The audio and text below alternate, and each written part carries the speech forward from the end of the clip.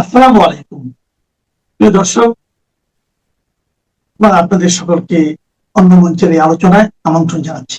অবৈধ ইউনূস সরকার ক্ষমতা দখল করে বাংলাদেশের নিকটতম প্রতিবেশী রাষ্ট্র ভারতকে বাংলাদেশের প্রধান শত্রু হিসেবে জাহির করতে শুরু করে এবং জুলাই সন্ত্রাসীদের লেলিয়ে দেয় ভারত ইস্যু নিয়ে মাঠ গরম করার জন্য। ইউনূস সরকারের জাতীয় নিরাপত্তা উপদেষ্টা হিসেবে নির্দিষ্ট তারিখের একদিন আগেই রজার খলিল ওরফে খলিলুর রহমান ভারত সফরে যান 2025 সালের নভেম্বর মাসে। এখন তিনি আবার তারেক রহমানের পররাষ্ট্রমন্ত্রী। লন্ডনে ডক্টর ইউনূসের সঙ্গে বৈঠকের পর এই রজার খলিল হয়ে উঠেছিল তারেক রহমান সরকারকে ক্ষমতায় আনার মূল প্রেরণক। শোনা যায় তারেক রহমান ভারতের কাছে, আমেরিকার কাছে বহু মুচলেকা দিয়েছেন। সেসব মুচলেকা এখন কড়ায় গন্ডায় আদায় করার সময় এসেছে। আগামী 7 এপ্রিল এই রজার খলিল ওরফে খলিলুর রহমান ভারত সফরে যাচ্ছেন। লোকে বলছে ভারত বাংলাদেশ সম্পর্কের রিসেট বাটন নিয়েই তিনি নাকি দিল্লি যাচ্ছেন, নাকি সেই যে মুচলেকার বিষয়টি, মুচলেকা কি দিয়েছিলেন সেটাই কি পাওনা বোঝাতে যাচ্ছেন?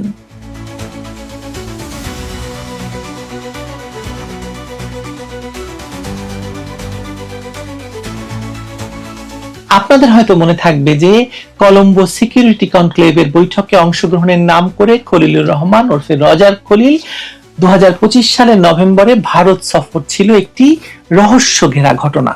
অন্তর্বর্তী সরকারের আমলে মাত্র 2 জন উপদেষ্টার ভারত সফরের মধ্যে এটি ছিল সবচেয়ে গুরুত্বপূর্ণ, বিশেষত এমন এক সময়ে যখন শেখ হাসিনাকে আন্তর্জাতিক অপরাধ ট্রাইব্যুনাল মৃত্যুদণ্ড দিয়েছে এবং বাংলাদেশ তার প্রত্যার্পণ দাবি করছে। সেই পরিস্থিতিতে জাতীয় নিরাপত্তা উপদেষ্টা রজার খলিল ওরফে খলিলুর রহমানের দিল্লি যাওয়া এবং অজিত দোভালের সঙ্গে সাক্ষাৎ অনেক প্রশ্নের জন্ম দিয়েছিল। এখন সেই একই ব্যক্তি পররাষ্ট্রমন্ত্রী হিসেবে দিল্লি যাচ্ছেন। তারেক রহমান সরকারের প্রথম উচ্চ পর্যায়ের দিল্লি সফর হিসাবে এটি কূটনৈতিক গুরুত্ব অনেক বেশি। প্রধানমন্ত্রীর পররাষ্ট্র বিষয়ক উপদেষ্টা হুমায়ুন কবিরের সঙ্গী হওয়ার বিষয়টি এই সফরের গুরুত্ব আরো বাড়িয়ে দিয়েছে। এই সফরে ভারতের পররাষ্ট্রমন্ত্রী জয়শঙ্কর, জাতীয় নিরাপত্তা উপদেষ্টা অজিত দোভাল, বাণিজ্য মন্ত্রী পীযূষ গোয়েল এবং পেট্রোলিয়াম মন্ত্রী হরদীপ সিং পুরীর সাথেও আলোচনার বিষয়ে আনুষ্ঠানিক যোগাযোগ শুরু হয়েছে। ভারতীয় গণমাধ্যমের প্রতিবেদন অনুযায়ী এই সফরকে দ্বিপাক্ষিক সম্পর্কের রিসেট বোতাম হিসাবে দেখা হচ্ছে। তার মানে হচ্ছে এই সফরটি নিছক কোনো রুটিন কূটনৈতিক যাতায়াত নয়, বরং দক্ষিণ এশিয়ার ভূ রাজনীতিতে একটি বড় ধরনের পট পরিবর্তনের ইঙ্গিত। গত 1.5 বছর ধরে ঢাকা এবং দিল্লির মধ্যকার কূটনৈতিক করিডোরগুলো নজিরবিহীন তিক্ততায় আচ্ছন্ন ছিল। ইউনূস সরকারের ভারত বিরোধী অবস্থান এবং দুই দেশের মধ্যে তৈরি হওয়া দূরত্বের কারণে এমন এক পরিস্থিতি তৈরি হয়েছিল যেখানে দিল্লিতে নিযুক্ত বাংলাদেশের হাই কমিশনারকে ভারতের পররাষ্ট্রমন্ত্রীর সঙ্গে একটি সৌজন্য সাক্ষাতের জন্য দীর্ঘ 9 মাস অপেক্ষা থাকতে হয়। তবে ফেব্রুয়ারিতে প্রধানমন্ত্রী তারেক রহমানের নেতৃত্বে নতুন সরকার দায়িত্ব গ্রহণের পর এই রাজনৈতিক এবং কূটনৈতিক সমীকরণে দ্রুত পরিবর্তন আসতে শুরু করে। অনেকেই বলেছেন সেই যে মুচলেকা তত্ত্ব, এর আগে একটি ভিডিও করেছিলাম, দয়া করে দেখে নেবেন। ভারতের প্রধানমন্ত্রী নরেন্দ্র মোদীর পাঠানো উষ্ণ অভিনন্দন বার্তা এবং নতুন সরকারের শপথ গ্রহণ অনুষ্ঠানে ভারতের লোকসভার স্পিকার ওম বিড়লার উপস্থিতি স্পষ্ট বার্তা দিয়েছিল যে নয়াদিল্লিও তিক্ততার অবসান ঘটিয়ে সম্পর্ক এগিয়ে নিতে প্রস্তুত। এই পরিবর্তিত প্রেক্ষাপটেই পররাষ্ট্রমন্ত্রী ডক্টর খলিলুর রহমানের আসন্ন 2 দিনের দিল্লি সফরটি দ্বিপাক্ষিক সম্পর্কের একটি নতুন অধ্যায়ের আনুষ্ঠানিক সূচনা হিসেবে বিবেচিত হচ্ছে অনেকের কাছে। মরিশাসের রাজধানী পোর্ট লুইসে অনুষ্ঠেয় ইন্ডিয়ান ওশান কনফারেন্স বা ভারত মহাসাগরীয় সম্মেলনে যোগ দেওয়ার ঠিক আগে পররাষ্ট্রমন্ত্রীর এই দিল্লি যাত্রার কৌশলগত তাৎপর্য অত্যন্ত ব্যাপক। প্রধানমন্ত্রীর পররাষ্ট্র বিষয়ক উপদেষ্টা হুমায়ুন কবিরকে সঙ্গে নিয়ে যাওয়া ডক্টর খলিলুর রহমানের এই সফরে ভারতের শীর্ষ নীতি নির্ধারকদের সঙ্গে অত্যন্ত গুরুত্বপূর্ণ বৈঠক অনুষ্ঠিত হতে যাচ্ছে। ভারতের পররাষ্ট্রমন্ত্রী এস জয়শঙ্করের সঙ্গে আনুষ্ঠানিক আলোচনার পাশাপাশি জাতীয় নিরাপত্তা উপদেষ্টা অজিত দোভাল, বাণিজ্য মন্ত্রী পীযূষ গোয়েল এবং পেট্রোলিয়াম এবং প্রাকৃতিক গ্যাস বিষয়ক মন্ত্রী হরদীপ সিং পুরীর সঙ্গে তার সম্ভাব্য বৈঠকগুলো প্রমাণ করছে যে এই রিসেট কেবল রাজনৈতিক শুভেচ্ছার মধ্যেই সীমাবদ্ধ থাকছে না, বরং অর্থনীতি, জ্বালানি ও নিরাপত্তার মতো স্পর্শকাতর খাতগুলো এর আওতাভুক্ত। বিশেষ করে ডক্টর ইউনূস ক্ষমতা দখল করার পরে পাকিস্তান থেকে ডেকে এনে পাকিস্তানের গোয়েন্দা সংস্থা, পাকিস্তানের সেনাবাহিনী, পাকিস্তানের বেসামরিক কর্মকর্তা সকলকে নিয়ে ভারতের বিরুদ্ধে বাংলাদেশে যে নতুন ফ্রন্ট ওপেন করা হয়েছিল, সেটি ভারতের রাজনীতির বা ভারতের পক্ষ থেকে আলোচনার মূল বিষয়বস্তু হবে, তাতে কোনো সন্দেহ নেই। জাতীয় নিরাপত্তা উপদেষ্টা থাকাকালীন অজিত দোভালের সঙ্গে ডক্টর খলিলের যে কাজের সম্পর্ক তৈরি হয়েছিল, বর্তমান পররাষ্ট্রমন্ত্রী হিসেবে সেটিকেই তিনি একটি কার্যকর কূটনৈতিক রূপরেখায় পরিণত করার চেষ্টা করবেন বলে অনেকে বলছেন। এই কূটনৈতিক তৎপরতার পেছনে সবচেয়ে বড় নিয়ামক হিসেবে কাজ করছে অর্থনৈতিক বাস্তবতা। গত 15 বছরে ভারত এবং বাংলাদেশের মধ্যে যে গভীর বাণিজ্যিক সম্পর্ক গড়ে উঠেছিল, ডক্টর ইউনূসের শাসনকালে রাজনৈতিক অস্থিরতা এবং ইউনূস সরকারের টানাপোড়েনের কারণে তাতে বড় ধরনের ধাক্কা লাগে। $14 বিলিয়ন দ্বিপাক্ষিক বাণিজ্য উল্লেখযোগ্য হারে কমে যায়। বর্তমানে উভয় দেশই এই অর্থনৈতিক স্থবিরতা কাটিয়ে উঠতে মরিয়া। আর এই পুনর্জাগরণের কেন্দ্রবিন্দুতে রয়েছে প্রস্তাবিত সমন্বিত অর্থনৈতিক অংশীদারিত্ব চুক্তি বা সেপা। 2026 সালে বাংলাদেশের স্বল্পোন্নত দেশ থেকে উত্তরণের কথা রয়েছে, যদিও বর্তমান সরকার এই সময়সীমা আরো 3 বছর বাড়ানোর আবেদন করেছে। তবুও ভবিষ্যতের কথা মাথায় রেখে ভারতের বিশাল বাজারে বাংলাদেশের তৈরি পোশাক, ওষুধ এবং কৃষি পণ্যের শুল্কমুক্ত এবং বাধাহীন প্রবেশাধিকার নিশ্চিত করা ঢাকার জন্য অস্তিত্ব রক্ষার লড়াইয়ের মতো। সেপা চুক্তির মাধ্যমে কেবল শুল্ক কমানো নয়, বরং অশুল্ক বাধা দূর করা, সাপ্লাই চেইন শক্তিশালী করা এবং বেনাপোল, পেট্রাপোলের মতো স্থলবন্দরগুলোর লজিস্টিক জটিলতা নিরসনের মাধ্যমে দুই দেশের অর্থনীতিকে আরো গভীরভাবে যুক্ত করার চেষ্টা করা যাবে বা করা হবে। এর পাশাপাশি বাংলাদেশের বিশেষ অর্থনৈতিক অঞ্চলগুলোতে ভারতীয় বিনিয়োগ আকৃষ্ট করার বিষয়টিও বিশেষ গুরুত্ব পাবে বলে অনেকে বলছেন। বাণিজ্যিক স্বার্থের সমান্তরালে জ্বালানি এবং পানি নিরাপত্তার মতো অত্যন্ত জরুরি বিষয়গুলো এই সফরের আলোচনার টেবিলে প্রাধান্য পাবে। বৈশ্বিক জ্বালানি বাজারের অস্থিরতা বাংলাদেশের সামষ্টিক অর্থনীতির উপর যে চাপ সৃষ্টি করেছে তা সামাল দিতে ভারত থেকে নিরবচ্ছিন্ন ডিজেল সরবরাহ একটি বড় রক্ষা কবচ হিসেবে কাজ করছে, যে পরিকল্পনা শেখ হাসিনার সরকার বহু আগে করেছিল এবং সে অনুযায়ী পাইপলাইন নির্মিত হয়েছিল, যে পাইপলাইন দিয়ে এখন বাংলাদেশে তেল আসছে। ভারতের পেট্রোলিয়াম মন্ত্রীর সঙ্গে ডক্টর খলিলের বৈঠকটি জ্বালানি খাতের এই সহযোগিতা আরো সম্প্রসারিত করার একটি সুস্পষ্ট ইঙ্গিত। ঠিক একইভাবে আগামী ডিসেম্বরে মেয়াদ শেষ হতে যাওয়া 1996 সালের গঙ্গার পানি চুক্তি নবায়ন বা নতুন শর্তাবলী নির্ধারণ বাংলাদেশের কৃষি, অর্থনীতি এবং পরিবেশের জন্য অত্যন্ত সংবেদনশীল একটি ইস্যু। এটি কেবল কূটনীতির বিষয় নয়, কোটি মানুষের জীবন জীবিকার সঙ্গে সম্পৃক্ত। পররাষ্ট্রমন্ত্রীর এই সফর কেবল ইউনূস সরকারের আমলে তৈরি হওয়া ক্ষত মেরামতের চেষ্টা নয়, বরং ভৌগোলিক এবং কৌশলগত বাস্তবতাকে মেনে নিয়ে সামনে এগিয়ে যাওয়ার একটি সুচিন্তিত পদক্ষেপও হতে পারে। রাজনৈতিক বাগাড়ম্বর দিয়ে ভূ রাজনৈতিক বাস্তবতা বদলানো যায় না। বাণিজ্য, ট্রানজিট, জ্বালানি নিরাপত্তা থেকে শুরু করে সীমান্ত ব্যবস্থাপনা সবকিছুতেই ভারতের সহযোগিতা বাংলাদেশের জন্য অপরিহার্য। অন্যদিকে ভারতের নেইবারহুড ফার্স্ট পলিসি এবং ভারত মহাসাগরীয় অঞ্চলে তাদের ভূরাজনৈতিক আধিপত্য বজায় রাখার জন্য একটি স্থিতিশীল এবং বন্ধুভাবাপন্ন বাংলাদেশ দিল্লির জন্য সমানভাবে জরুরি। এখন দেখার বিষয় হলো এই যে সম্পর্কের এই রিসেট বাটন চেপে ঢাকা এবং দিল্লি তাদের সাম্প্রতিক অতীতের তিক্ততাকে পেছনে ফেলে পারস্পরিক স্বার্থের ভিত্তিতে একটি টেকসই এবং ভবিষ্যৎমুখী অংশীদারিত্ব কতটা সফলভাবে গড়ে তুলতে পারে। বিশেষ করে তারেক রহমানের ফিরে আসা, বাংলাদেশে ক্ষমতা গ্রহণ সবকিছুই যখন ভারতের ইশারার উপর নির্ভরশীল ছিল, এক্ষেত্রে ভারত কতটা আপার হ্যান্ড পাবে সেটিও দেখার বিষয়। এই সফরের ফলাফলই নির্ধারণ করে দেবে আগামী দিনগুলোতে দক্ষিণ এশিয়ার এই দুই প্রতিবেশীর সম্পর্কের গতি প্রকৃতি কোন পথে অগ্রসর হবে। আসসালামু আলাইকুম রহমতুল্লাহি ওয়া বারাকাতুহু। সম্মানিত দর্শক, পররাষ্ট্রমন্ত্রী জনাব খলিলুর রহমান দিল্লি সফরে যাচ্ছেন এপ্রিল মাসের 7 তারিখে। আর নতুন সরকারের জন্য এই সফরটি অত্যন্ত গুরুত্বপূর্ণ, তাৎপর্যপূর্ণ। এই সফরের ফলে বাংলাদেশের রাজনীতির যে কোর্স অফ অ্যাকশন এটা পরিবর্তন হয়ে যাবে। আগামী দিনগুলো সরকার কিভাবে চলবে, কারা সরকারের বন্ধু, সরকারের স্থায়িত্বটাই বা কেমন হবে, পার্লামেন্ট কিভাবে চলবে, জামাতের সঙ্গে বিএনপির সম্পর্কটা কোন পর্যায়ে থাকবে, আওয়ামী লীগের ভবিষ্যৎ কি, ভারত বাংলাদেশ সম্পর্কের ভবিষ্যৎ কি, বাংলাদেশের সঙ্গে চীনের সম্পর্ক কেমন হবে, এবং যে ১/১১ কুশীলবদের ধরা হচ্ছে, তারপর ডিপ স্টেট, যে মার্কিন ডিপ স্টেট এর নামে যে সকল কথাবার্তা বলা হচ্ছে, এই সব কিছুরই একটা জিস্ট বা একটা সামারি জনাব খলিলুর রহমান সাহেবের এই সফরে বের হয়ে আসবে। বাংলাদেশে যেহেতু আমরা এই মুহূর্তে রাজনৈতিকভাবে আসলে অতটা ভারতের মতো পরিপক্ক নই, ফলে জনাব খলিলুর রহমানের এই সফর নিয়ে আমাদের মধ্যে অতটা আবেগ বা উৎকণ্ঠা নেই। আমাদের দেশের পররাষ্ট্রমন্ত্রী চাইতে স্বরাষ্ট্রমন্ত্রীর গুরুত্ব বেশি, এলজিআরডি মন্ত্রীর গুরুত্ব খুবই বেশি।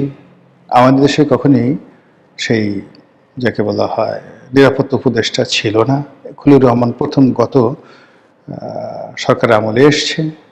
তো এগুলোর যে আসলে ইফেক্ট কি, আফটার ইফেক্ট কি, বা পররাষ্ট্র নীতিতে ভারত বা চীনের সঙ্গে বা আমেরিকার সঙ্গে সম্পর্কের কারণে বা খারাপ সম্পর্কের কারণে আমাদের দেশে কী কী লাভ ক্ষতি হতে পারে, এটা নিয়ে আসলে আমাদের দেশে এরকম চুলচেরা বিশ্লেষণ হয় না।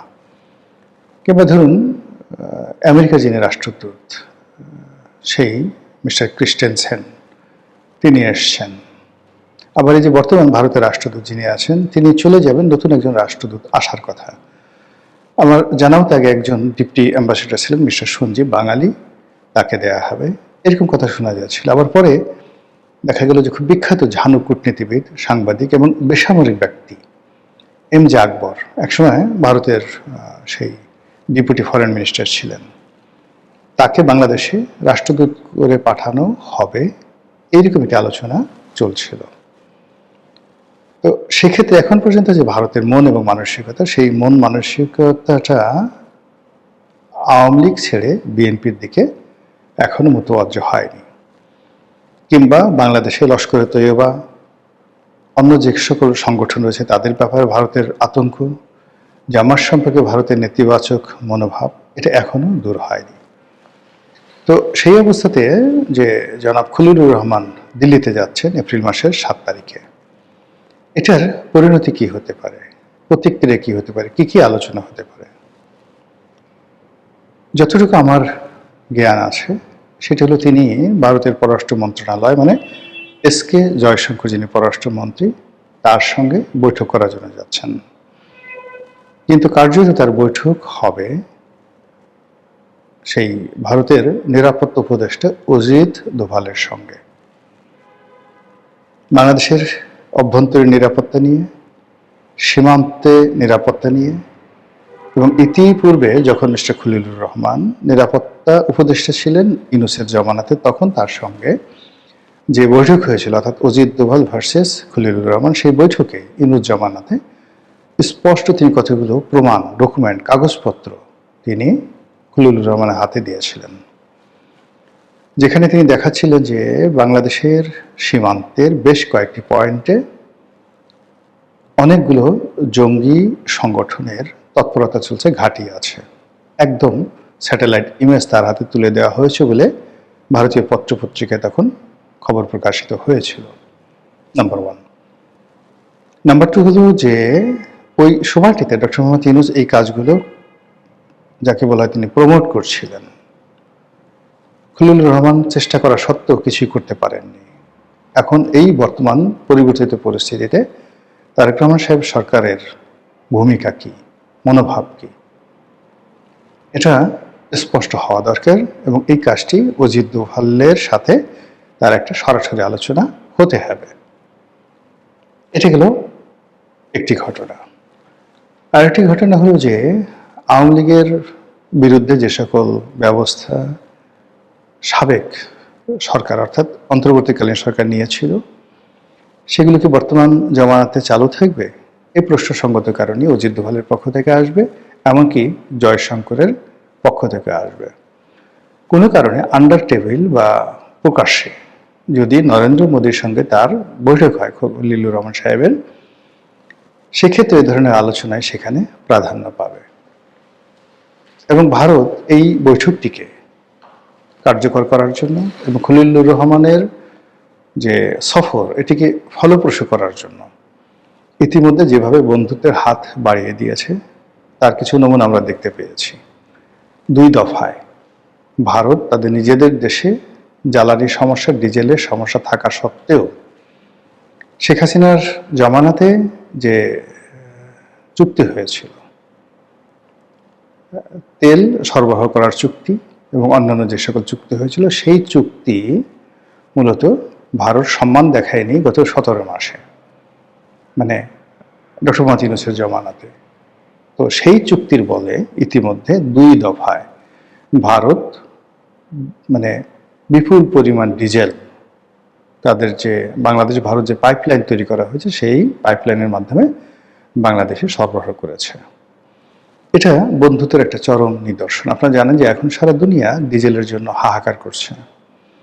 আমরা এতদিন পেট্রোল পেট্রোল করে কান্নাকাটি করেছি, কিন্তু এখন এই যে এই মুহূর্তে সারা বাংলাদেশের ডিজেলের যে ক্রাইসিস শুরু হয়েছে, সেই ক্রাইসিসের কারণে যারা জেলে তারা মাছ ধরার জন্য সমুদ্রে যেতে পারছে না, নদীতে যেতে পারছে না। ফলে কদিন আপনি দেখবেন যে মাছ পাওয়া যাচ্ছে না। এই যে মৌসুম চলছে, কৃষি মৌসুম, এই কৃষি মৌসুমে সেচ দেওয়ার জন্য যে সকল পাম্প চলবে, সেই পাম্প চলার জন্য ডিজেল নেই। আর ডিজেল যদি না থাকে, যদি বিদ্যুৎ সরবরাহে ঘাটতি দেখা দেয়, ফলে ডিজেল এবং বিদ্যুতের উপর নির্ভরশীল যে সকল সেচ প্রকল্প রয়েছে প্রান্তিক বাংলাদেশে, সেখানে রীতিমতো হাহাকার শুরু হয়ে যাবে। এবং এবছর আমরা এই মৌসুমে ফসলে যদি মার খাই, দুর্ভিক্ষ নিশ্চিত, এটি আমদানি দিয়েও পোষানো যাবে না। আমাদের খাদ্যের অভ্যাস এবং আমাদের চালের যে প্রয়োজন, এটি পৃথিবীর কোনো দেশে এত চাল উৎপন্ন করে কেবলমাত্র বাংলাদেশের 18 কোটি মানুষকে ভাত খাওয়াতে পারে না। মানে ভেদ বাঙালি আমরা আমাদের যে খাবার খাই তার 90% হলো ভাত। আর ধরুন চীন চাল উৎপন্ন করে, শ্রীলঙ্কা করে, ভারত করে, এখনো পর্যন্ত তাদের যে খাবারে ভাত থাকে তরকারি রূপে, অর্থাৎ 20% থাকে ভাত, আর বাকি তারা অন্যান্য খাবার খায়। আর আমাদের দেশে 90% হলো ভাত, আর বাকি অন্যান্য খাবার, তরি তরকারি, মাছ মাংস, দুধ টুধ যা কিছু আছে সব। তো এই যে 18 কোটি মানুষের মুখে অন্ন তুলে দেওয়ার জন্য আমাদের কৃষকরা যে নিরলস পরিশ্রম করে যাচ্ছে, তার জন্য ডিজেল অপরিহার্য, যেটা আমাদের এই মুহূর্তে নেই, সারা দুনিয়াতে নেই, ভারতেরও নেই। কিন্তু তারপরে ভারত বাংলাদেশকে 2 দফায় মানে ডিজেল দিয়েছেন। সেই কত টন, 5000 মেট্রিক টন বা 9000 মেট্রিক টন, এরকম 2 দফাতে চালানে আসছে, হিউজ। এটি মূলত বর্তমান সরকারের সাথে একটি সম্পর্ক তারা স্থাপন করতে চাচ্ছে। ভারত বাংলাদেশ যে ভিসাগুলো বন্ধ ছিল, সেই ভিসা এখন চালু করে দিয়েছে এবং আংশিকভাবে, পরিপূর্ণভাবে না, আংশিকভাবে এখন ভারতীয় দূতাবাস থেকে বাঙালিদের জন্য বা বাংলাদেশিদের জন্য ভিসা সেখানে ইস্যু করা হচ্ছে এবং অনেক লোক এখন ভারতে যাচ্ছে। এবং যারা এই কদিন আগে দিল্লি না পিন্ডি বলে গালাগালি করতে এবং মরে গেলেও ভারত যাবে না, যারা ইল্লু পিঙ্কুদের, যাকে বলা হয় মানুষ পুত্রহী রূপে বাংলাদেশের মাটিতে জ্বলন্ত ছিটায় যাবে কিন্তু ভারতে চিকিৎসা করতে যাবে না, তারাও এখন নিজেরা সহ তাদের বাপ মা আত্মীয় স্বজনকে এখন ভারতে চিকিৎসা করতে পাঠাচ্ছেন। তো এই যে একটা অবস্থা চলছে, বন্ধুত্বের একটা নিদর্শন চলছে, এই নিদর্শনটা মূলত ভারত দেখিয়েছে কেবলমাত্র এই খলিলুর রহমানকে সম্মান দেখানোর জন্য, তারেক রহমান সাহেবের সঙ্গে একটা সম্পর্ক স্থাপন করতে চায়, এটি প্রদর্শন করার জন্য। তো সেখানে ভারতের কনসিডারেশনগুলো কি? ভারতের প্রথম কনসিডারেশনগুলো হবে যে আওয়ামী লীগ জামানাতে যে সকল চুক্তি হয়েছে এবং যে চুক্তিগুলো ভারতের পক্ষে আছে, সেই চুক্তিগুলো শতভাগ তারা বাস্তবায়ন করতে চাইবে। 2 নম্বরে তারা যেটা চাইবে সেটা হলো বাংলাদেশের ভূমি ব্যবহার করে কোনো অবস্থাতেই যেন ভারতে কোনো জঙ্গি তৎপরতা না চালায়। এবং তাদের যে অতীত অভিজ্ঞতা 2001 থেকে 2006 সালে সেই 10 ট্রাক মামলা, সেই উলফাদের বিদ্রোহ, উলফা নেতা পরেশ বড়ুয়াকে বাংলাদেশে জায়গা দেওয়া ইত্যাদি নানা ঘটনা তারা এই বিএনপি জমানাতে দ্বিতীয়বার ঘটতে দেবে না। থার্ডলি হলো যে আওয়ামী লীগকে তাদের অবশ্যই রাজনীতি, আওয়ামী লীগ এবং শুধু আওয়ামী লীগ না, আওয়ামী লীগ এবং জাতীয় পার্টি, এই দুটো সংগঠনকে রাজনীতি করার সুযোগ অবশ্যই দিতে হবে। তো এই যে প্রকল্পগুলো নিয়ে জয়শঙ্কর বসে আছেন, মোদি বসে আছেন, তারপর অজিত দোভাল বসে আছেন, এই প্রকল্পের বাইরে আনঅফিশিয়ালি আরেকটি প্রকল্প, সেটা হলো জামাতকে ডলা দাও, জামাতকে আচ্ছা মতো ডলা দাও। এখন সেটা কি বিএনপি করবে? সেটা কি পারবে? আর এই কাজটা ভারত কেন করতে চাইবে? এর কারণ হলো জামাতের সঙ্গে তো ভারতেরও যোগাযোগ আছে। আমরা দেখেছি স্বয়ং তারেক রহমান সাহেব বলেছেন যে মানে তারেক রহমান, আন্দালিব রহমান পার্থ বোধহয় বলেছেন যে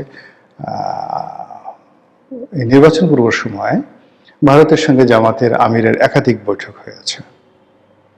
তো সেক্ষেত্রে ভারতীয় কর্তৃপক্ষ তো তারাও স্বীকার করেছে যে তারা বাংলাদেশে সকল রাজনৈতিক দলের সঙ্গে রুটিন বৈঠক করে এবং তার প্রেক্ষিতে জামাতের সঙ্গে তাদের বৈঠক হয়েছে। কিন্তু বৈঠকের পরেও কিন্তু তারা জামাতকে আস্থায় নিতে পারেনি। জামাতের সঙ্গে এখনো তারা বার্গেনিং করছে, কিন্তু তারা কখনোই চাইবে না জামাত এবং বিএনপি এক হোক। এজন্য জামাত এবং বিএনপির মধ্যে যেতে বিরোধ হয়, এই জন্য বিএনপিকেও তারা শর্ত দেবে জামাতের উপরে যুদ্ধাপরাধের সেই অভিযোগ আবার চাপাও, আবার সেই যুদ্ধাপরাধের বিচার তোমরা শুরু করো। এবং ইতিমধ্যে আপনারা দেখেছেন যে আমেরিকার একজন কংগ্রেসম্যান তিনি একটি বিল উত্থাপন করেছেন যে ৭১ যে গণহত্যা হয়েছিল সেটাকে জেনোসাইড হিসাবে আখ্যা দেওয়ার জন্য। এটা যদি হয়ে যায় তাহলে জামাত থেকে শুরু করে তাদের যত রকম দলিল দস্তাবেজ কাজকর্ম সবই কিন্তু যে আমেরিকার ট্রেজারি ডিপার্টমেন্টের নিষেধাজ্ঞার মধ্যে পড়বে এবং এর সঙ্গে ভারতের লিঙ্কেজ আছে। তো ভারত চাচ্ছে যে কোনো অবস্থাতে যেন জামাতের সাথে বিএনপির সাথে সম্পর্ক না হয়। এখন সেইটা তারা বিএনপিকে চাপ দিচ্ছে, তুমি তাদেরকে ধরো, মারো, কাটো, জুলুম অত্যাচার করো, যাইছে তাই করো, এটা স্বাভাবিক। আর জামাতকে তারা বলছে যে বিএনপির ধারে কাছে যাবে না, তারেক রহমানকে বুড়ো আঙ্গুল দেখাও, আওয়ামী লীগের জন্য স্পেস তৈরি করো, আওয়ামী লীগের সঙ্গে ঐক্য করো, আর আমাদের কাছ থেকে ব্ল্যাঙ্ক চেক নাও। এই যে চাণক্য নীতি, সেই চাণক্য নীতির যে ফার্স্ট অ্যাসিড টেস্ট, এটি হতে যাচ্ছে এপ্রিল মাসের ৭ তারিখের যে সফর খলিলুর রহমান, সেই সফরের মাধ্যমে। আমাদের পররাষ্ট্রমন্ত্রীকে পারবেন এই চাপ সামাল দিতে? কিংবা নতুন সরকার কি এই চাপগুলো ডিপ্লোম্যাটিক্যালি মোকাবেলা করতে পারবে, নাকি তারা health card, family card, petrol card, খাল কাটা, দ্বিতীয় পদ্মা সেতু, তারপর দ্বিতীয় যমুনা সেতু, তারপরে সারা বাংলাদেশে প্রাইমারি স্কুলে বিনামূল্যে পোশাক বিতরণ ইত্যাদি যে জনপ্রিয় প্রকল্পগুলো তাদের রয়েছে, এইগুলো দিয়েই তারা আগামীতে দেশ চালাবেন, ক্ষমতায় থাকবেন, এটাই তাদের জন্য যথেষ্ট কিনা বা এর বাইরে যে বিষয়গুলো ভারতের ব্যাপারে বললাম, এটাকে তারা কতটা গুরুত্ব দেন, এই দুয়ের সমন্বয়ের উপর নির্ভর করবে আগামী দিনে বিএনপি এদেশের রাজনীতিতে কিভাবে টিকে থাকবে। মহান আল্লাহ আমাদের সবাইকে হেদায়েত দান করুন এবং হেফাজত করুন।